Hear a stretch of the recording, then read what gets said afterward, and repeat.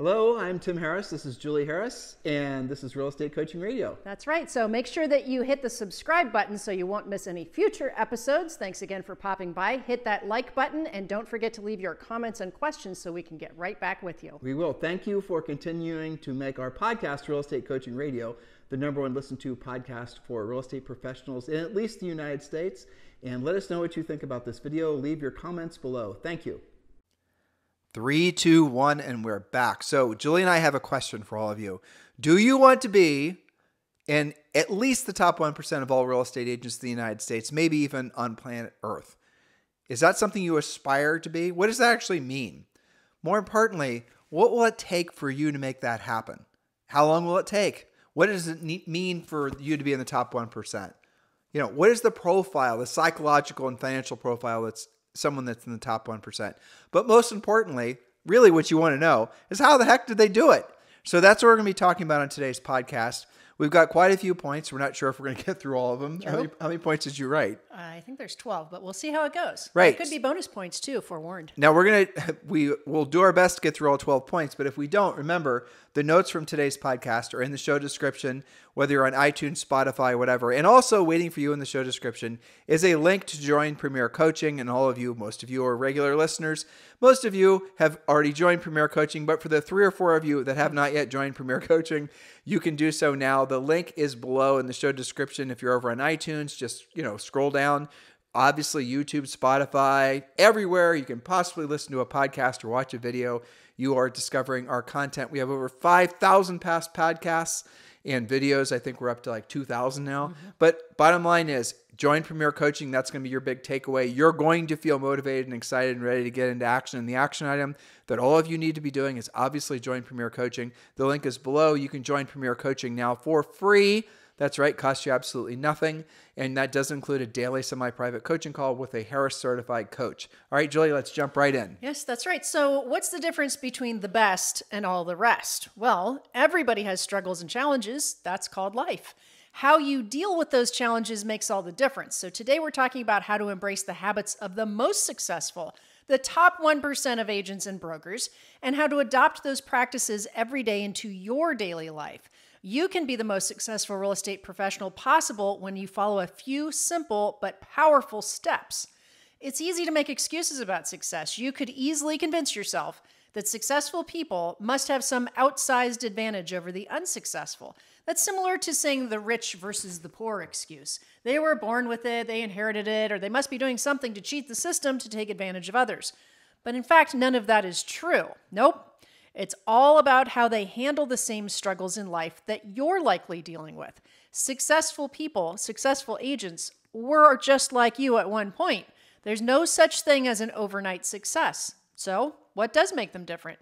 What were the steps that have gotten to them to where they are? And let me interject something here. So in life, there are people that have more advantages over others. That's just the way it goes, right? Some people are born on third base. Some people are not even born near the ball field. I get it.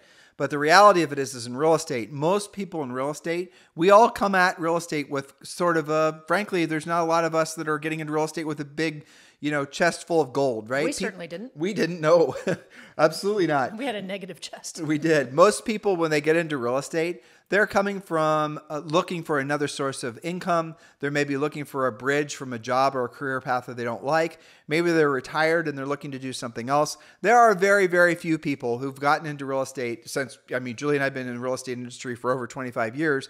It's incredibly rare that you run into someone that says, when I grow up, I want to be a real estate agent. This is a career path that people discover, fall into, or fall back into. So the moral of the story is most of your competitors in the marketplace have come into real estate industry with basically the same profile as you. Now, if you are trying to get into another, let's say, for example, we could use athletics, for example, or really, if you wanted to work at Goldman Sachs or something like that, there are all different forms of hidden competition things that you, in most cases, won't even be aware of. Nepotism. Maybe you're trying to get your kid into Harvard. Well, it turns out that getting into Harvard is a lot of politics, and maybe it's a generational thing because your grandfather went there, and that kid's automatically going to get in, even though the grades, you guys get all these things.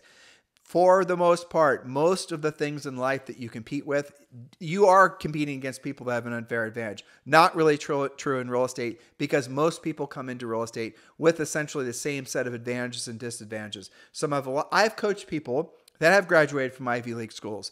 I've coached people that have been fighter pilots. Julie's coached people that were basically training to become astronauts, or they were retired neurosurgeons and all kinds of different things. You would think those people would have an advantage over, like, say, for example, Julie and I, prior to being in real estate, were in college and we had a car cleaning and detailing business, right? You would think they would have an advantage, but they don't. In terms of actually selling, it really does come down, selling and essentially selling a lot of homes for a long period of time. It comes down to a set of skills that all of you can adopt, no matter your age, no matter your ethnicity, no matter your preconceived notions about your natural talents, skills, and abilities. Real estate, and the reason we love this industry, one of the reasons we love this industry so much, is because if you're willing to put in the effort, you will actually have it's an equal playing field to everyone else. Now, here's where you actually can get an unfair advantage, no matter, frankly, where you are skills-wise. What you bring to the industry is where you sell real estate. So, and Julie's going to get into her finer points now. So if you want to know how to make the most money in real estate, apply what Julie's about to share with you in a market where the sale price is really high. Yeah, nothing wrong with that, right?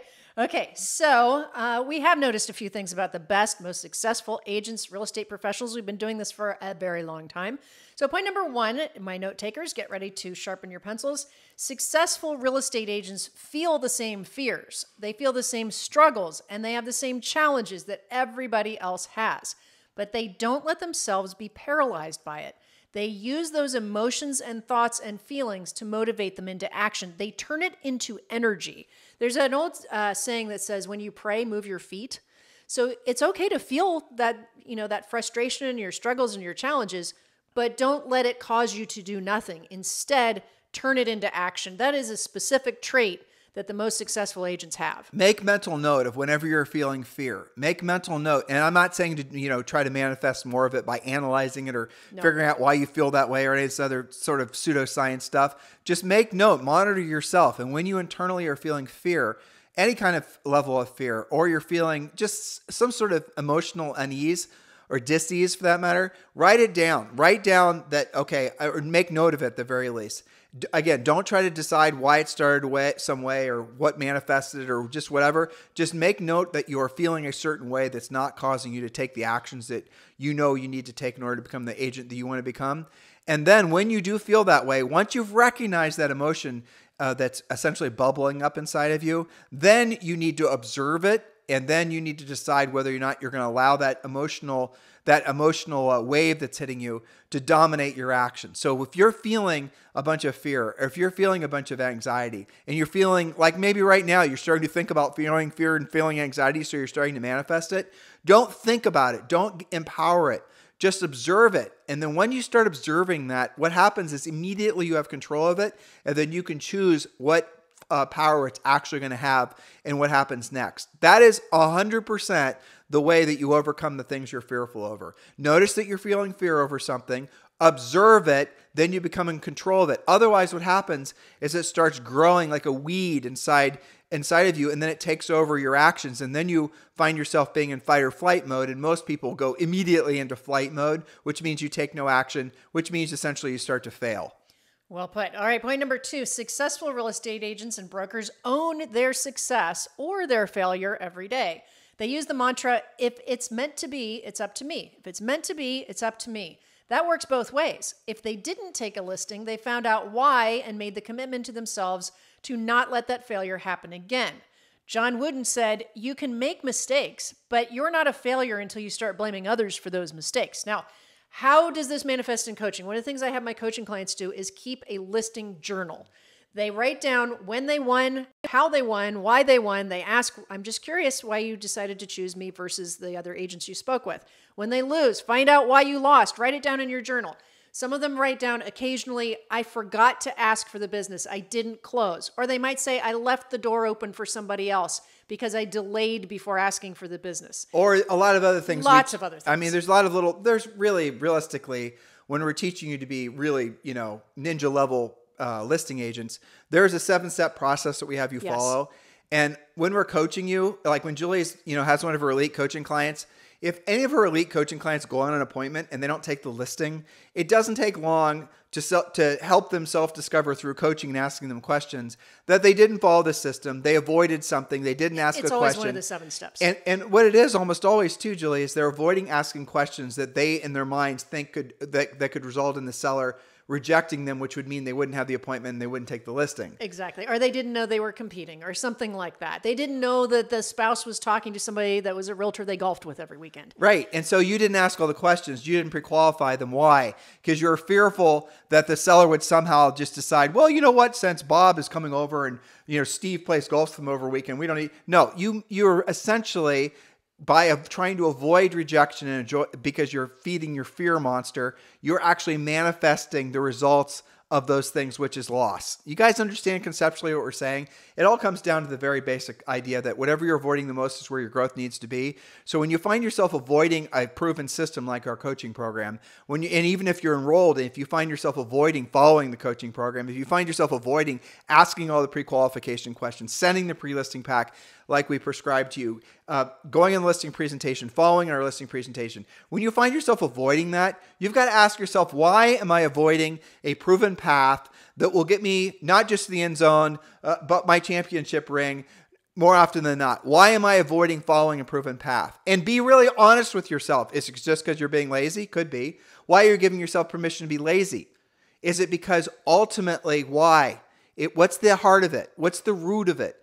And then what you're going to self-discover is there's really nothing rational that's keeping you away from asking those questions of yourself and taking the correct actions, other than the fact that you really, at the essence, you are not yet to the point where you're emotionally and your business maturity is in alignment with the shortest path up the mountain. The shortest path up the mountain is always following somebody else's path. The hardest path is always trying to create your own path or do it your own way. Doing it your own way, what's the probability of your own way resulting in any kind of sustainable success? 0.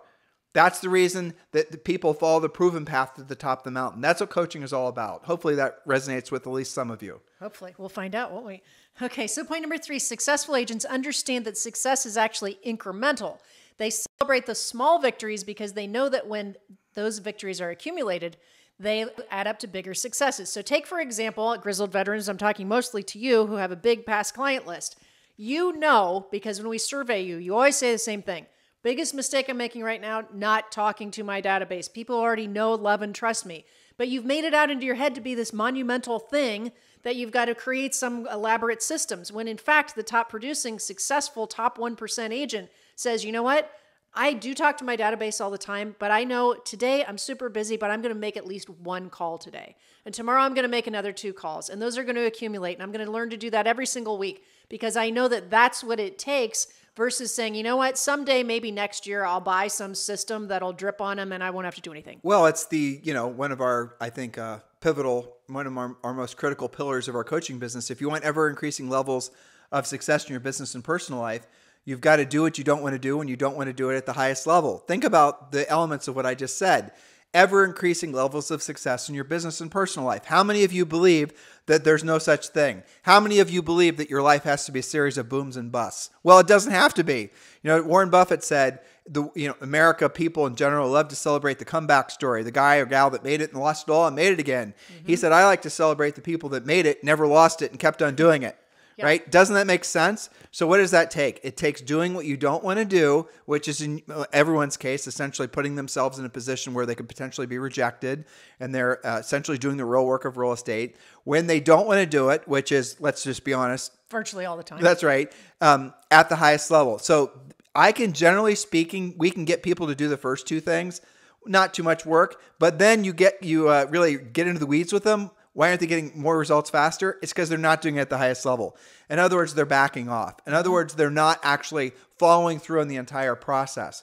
So if you want ever increasing levels of success in your business and personal life, this has to do with finances, this has to do with health, this has to do with spirituality, education, physicality, everything. You have to do what you don't want to do when you don't want to do it at the highest level. Julie and I haven't swung kettlebells yet today. We're going to do it though. And we don't want to do it, but when we're out there, we're going to do it to the point where both of us, are absolutely hating kettlebells. And I'm not going to like it ever. Ever. I never feel like doing it. I don't like doing it while I'm doing it. And it's hard for me to do it at the highest level. And yet we do it every day. And why do we do it? Because we get results. That's it. That's it. And not just results aesthetically. Like some people think that you just work out because the fact that you prance around. Exactly. That's not the case. I mean, we don't prance around. The reason that we do it is because we want to keep our bodies healthy, because our bodies are, if our bodies are in sync with our potential, our mental ideas of what we can accomplish in life, and all these other things start to align as well.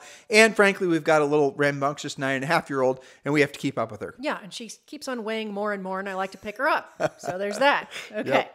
So point number 4, successful real estate agents don't judge every single thing that happens as either good or bad. Instead, they say, it's too soon to tell. And that irons out the dramatic ups and downs in their business practice as well as in their day-to-day lives. There's a Swedish proverb which states, worry often turns a small thing into a big shadow. When you dwell on something and you declare it bad. Successful people are constantly taking action and not getting stuck in the worry of the small things. So 2 big thoughts on that. First of all, I've never heard anyone ever say the word Swedish proverb, so that's number 1, except maybe people, And me. Okay, so number 2, it's the too soon to tell thing, which is really important. Yeah. So whenever you have a really great success, don't over celebrate it. And whenever you have what you perceive to be a great loss, don't overly mourn it. Just say it's too soon to tell. Why? Because if you're constantly going from the high highs emotionally to the low lows emotionally, which is most of life, then you're going to basically wear yourself out and you're going to lose your gumption. But here's the bigger thought. And now I forget what I was about to say. Well, as you're bringing that back to your brain, I remember being guilty of it's not understanding yet that it's too soon to tell. When we would take a really kick-ass listing, especially if we were competing, and it'd be like, yes, we have this listing that's fantastic. And then, okay, it's too soon to tell because now we have to sell it, right? We have to sell it where we priced it, or, we had to deal with it. You guys declare things either super good or super tragic because real estate is so full of drama on its face. And sometimes you'll get stuck. Something that was kind of a crappy day in real estate can then become a bad week where you were dysfunctional, you weren't proactive, then it becomes a bad month, then it's a bad quarter. Instead, say, you know what? Something happened. It's too soon to tell. So here's what I was going to suggest. If we're coaching you personally, and Julie, in a second, you talk about who you're looking for. You said you're looking for another 3 people in your personal schedule. Mm-hmm. So one of the first things we're going to prescribe to all of you is that you have a list of 3 to 5 things that you're going to do every single day at the highest level. And generally speaking, these are the things you should be doing in the morning. So what would those things be, for example? You want to have some form of, prescribed physical routine. You want to show overt gratitude towards everyone, and especially your family. You need to tell everyone in your family you love them and give them a hug. You need to make a certain number of prescribed contacts to decision-making adults about ideally selling real estate, those types of things. So your coach would help you work through what those things are that are most important. Because here's what it does.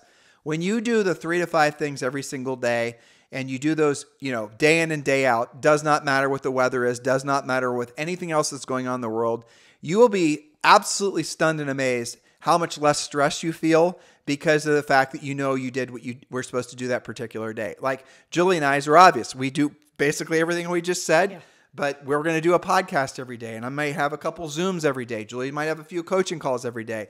We're going to monitor this. We're going to monitor that. Those types of things. We have them all written down, and we do them at the end of the day, or we do them and we hold each other accountable. And by the end of the day, did you do your things? Yep. Did we do? You do your things? Yep. And we know the accumulation effect of having done long periods of doing what we didn't want to do and we didn't want to do at the highest level. Now, not everything is egregious, but a lot of it is. That's life. That's why it's called work. We know that over time, that really, really pays dividends. What's over time? Most things in life worth having are going to take, I even laugh saying this because I remember when I was 30 thinking, why the hell aren't we, worth 100 million? Everything in life that's worth doing is going to take usually 5 or 10 times longer than you actually think it'll be. And it's by design because, for example, if you wanted to have a net worth of $10 million or $20 million and you're all kicking yourself because you're 40 and you haven't done it yet. I know I'm talking like 3 of you right now, but you still get the idea, whatever your number is. Right. So, you can get there. You just haven't really set the time limit. It might take you until you're 60. Who cares? Stay on mission. Get to your goal. And that's going to happen faster if you don't stop and start all the time. Right. I can tell you, for example, our most egregious kettlebells, right? If we take 3 days off, that next day going back is 10 times as hard as it would have been if we just sucked it up, buttercup, and kept it going, right? You know, I think that's true too. The older you get, not just with physicality stuff, but more also so the older you get. More so. Yeah, right. So, but I think that's also true with really doing what you don't want to do when you don't want to do at the highest level with regards to sales. Definitely. Really, it's so hard once you break stride with those 3 to 5 things you should be doing every single day. I mean, imagine if you're like all of a sudden you don't show overt appreciation to the people. I love you, Julie. I love you too. If you don't show overt appreciation to people that are most important to you every single day, and then it's been a year. Right. It gets weird, doesn't it? What happens to the nature of that relationship with that person? It degrades, right? They start to meander. They start to wander because you have to care and feed the things that matter most to you. Otherwise, you lose them. And that's unfortunately the truth. Like there's a word that all of you have heard before called complacency.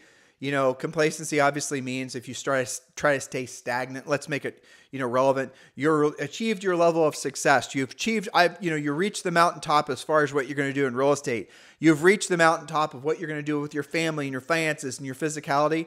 Now I want you to think about that. Now, maybe some of you think maybe you're like, all my finances are in great order. Okay. So what happens if you stop paying attention to them? What happens if you stop actually watching what's going on with your investments or actually doing the workouts when you don't want to do them? You will lose what you have. So what happens is the word complacency, I think, is kind of a weird word because it's a word that means something that can't really happen because you can't ever really be complacent. If you try to be complacent, if you think your goal is to be complacent for long periods of time, you will lose what you have. There are no exceptions to that. Why? Because that's how life is designed. That's how nature is designed. That's how the world's designed. If you stop trying to constantly improve every aspect of your life, you're going to actually lose what you have. You're not going to maintain. You're not going to say, I've reached a certain, altitude or height or level of success. I'm good. Nope, you're not. As soon as you stop trying to improve on wherever you are, you're going to actually fall down faster. And I have to say, in this type of economy, with as fast as, all these millennials that are, essentially more competitive than ever, all the use of technology, all the, you maybe in before, like maybe your parents could retire at 65 and they could kind of be complacent and, all's good, but there are no pensions anymore. So you can't be really, complacent with finances and you can't be complacent with anything. And everything has to constantly be monitored and you constantly have to be improving. That's life. And when you stop, you will lose what you have, and eventually you're going to actually start falling back to maybe where you were 10 or 15 years ago. Some of you have experienced that or are experiencing it. You need to put a stop to it because I promise you that slippery slope, the speed's just going to increase. Well put. You can't fight it. Okay, point number 5. Successful real estate agents and brokers don't quit when things are hard.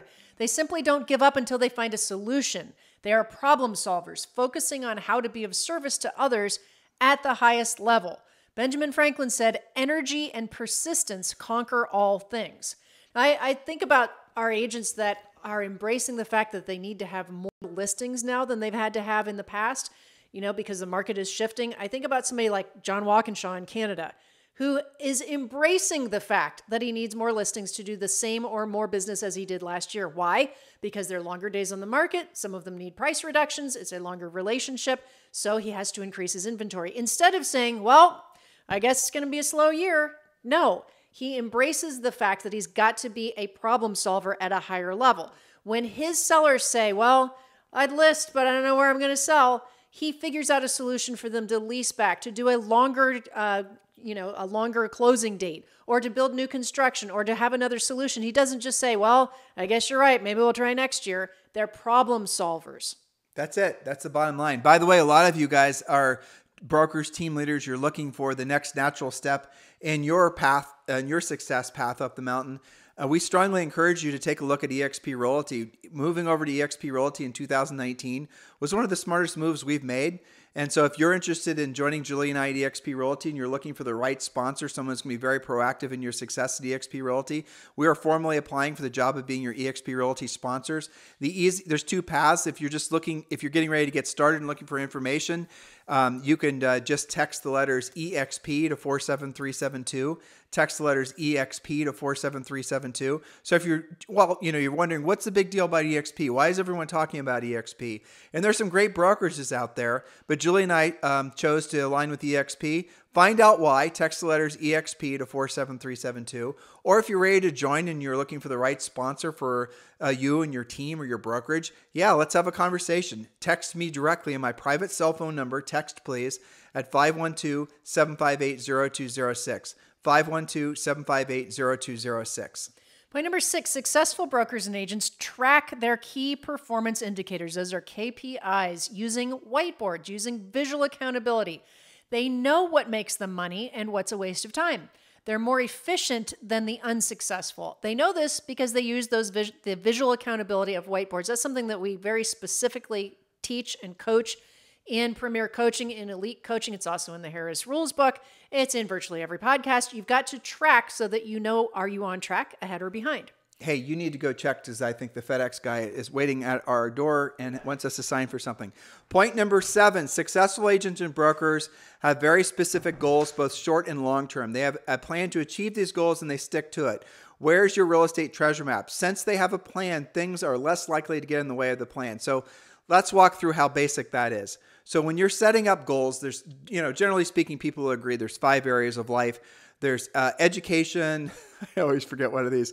Education, financial, spiritual, physical, and family. Oh, I got them all. Now, some people will throw some extras in there, but let's just start out with the basics. First of all, the idea of being in balance is a myth. No one's ever going to be in balance between all 5 categories. Just doesn't happen. There's not enough time in the day, not enough energy in anybody's body to be in balance on all of those things. But I'll share with this other idea with you. At different times of your life, different things are going to be more important to you. So as you grow older, or maybe you're just at a period of your life where you want to focus on spirituality, that becomes more of a focus of yours. That's fine. Most of you are at the point in your lives where you really need to focus on finances. So if you're going to be focusing on finances and becoming the best version of yourself as a real estate agent, that means you're probably going to be sacrificing maybe on the spiritual side, to use that as an example. You guys get the point? So stop worrying about whether you're going to be in balance and everything. Start focusing on the goals that matter most to you. They're going to have the most impact. What we'll strongly encourage all of you to do is to get to the point where you're financially free. Get to the point where you're rich. Get to the point where your money's working for you and you no longer have to work for your money. So when you're thinking about goals, accept the fact that you could actually get to the point, again, where you have enough money coming in from passive sources that you no longer have to work for money. The money's working for you. That is the definition of rich, by the way, where your money's working for you and you no longer work for your money. When you're setting financial goals, you want to basically start with the end in mind. So what would it take for you to essentially have enough, what's the dollar amount? Is it $10,000 a month that you need to be creating to come in as passive income? Well, then you need to work the plan backwards. We do that a lot with you in coaching. It's going to not just, and the income basically that we would want you to work towards, the passive income, this would be a suggested rule we'd set, maybe you'd accept, would be it cannot come from a real estate transaction. In other words, it can't come from selling a house. It has to be passive income. That'd be dividend paying stock. That would be rental property. That'd be investments in other businesses that you don't run. Obviously, it'd be revenue share at EXP Realty. Those would be the obvious sources that all of you could easily accomplish in 12 months, depending what your number is. And this is something I want you to internalize this. If you had enough money coming in every single month, and again, I'll stick with the number 10,000. If you had 10,000 coming in every single month, that you didn't have to wake up. For sure 10,000 was coming in and 10,000 was enough for you to pay all your family bills. How would your life not change, right? It would change in every single way. You would be, by definition, rich where your money was working for you. You no longer had to work for your money. So if you're looking to set goals, I'll suggest to you that the greatest gift you can give to the future, version of you and your family, assuming you have a family you're taking after, is to get to that level of accomplishment as fast as possible. I will promise you this, and there will not be a single person on this podcast, and there's tens of thousands of you that listen every day, that will argue with what I'm about to say. The older version of you, the one thing that I can guarantee you the older version of you will be the most proud of having accomplished won't be the awards, won't be the plaques, won't be the accolades, won't be anything that maybe you're putting your efforts towards now. It won't be your branding or your number of YouTube videos. It'll be the fact that you were able to make yourself rich, where you had enough money coming in passively that you no longer had to work for money. That will be the greatest gift you can give to yourself. That is it. So if you want to know what the goal of your business should be, it's to make profit. That's your product. And with that product, then the profit, you reinvest it into things that will make you passive income. The future version of you will be so extraordinarily happy that the present version of you listened to this podcast and actually did something with that thought that you will not be able to, you won't believe it. Now, when you get there, many of you can get there depending on what your monthly number is in less than 12 months if you follow our plan. It's not that hard. And then what you do is you continue to sell real estate. And with the money you make from selling real estate, you reinvest that. And guess what? You start compounding your wealth and you even have more money coming in. So first goal is to have enough money coming in that you cover all your personal overhead. Then you have enough money coming in that you can then invest that money. And then the rest of the money that comes in, you can start playing with that money, having fun with it, not worrying about whether it's quote unquote wasting money. Guys, get it conceptually?